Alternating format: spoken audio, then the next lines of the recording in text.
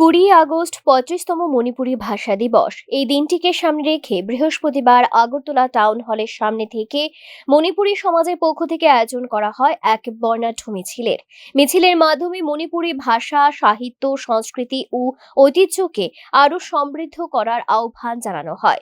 মিছিলে অংশগ্রহণকারীদের হাতে ছিল বিভিন্ন দাবি সম্বলিত প্লে কার্ড ও ব্যানার। মণিপুরী ভাষার মর্যাদা রক্ষা এবং আগামী প্রজন্মের মধ্যে মাতৃভাষার প্রতি আগ্রহ বাড়ানোর বার্তাও উঠে আসে কর্মসূচিতে। এখানে জমা হয়েছে আজকের টাউন হলে। তো আজকের থার্ড টাইম মানে মণিপুরি ল্যাঙ্গুয়েজ ডে ত্রিপুরাতে পালন হচ্ছে। প্রতি বছরে এই দিনটাকে আমরা পালন করে থাকি। এবারের বিশেষত্ব হলো আমাদের মাঝখানে এবার মণিপুর থেকে আর্ট অ্যান্ড কালচার মিনিস্টার আসছেন এবং উনি অলরেডি আমাদের সাথেই আসবেন কিছুক্ষণ পর। 35তম মণিপুরী ভাষা দিবসকে ঘিরে এই মিছিলের মধ্যে দিয়ে মণিপুরী ভাষা ও সংস্কৃতি সংরক্ষণের বার্তাই আরও একবার জোরালোভাবে তুলে ধরল মণিপুরী সমাজ।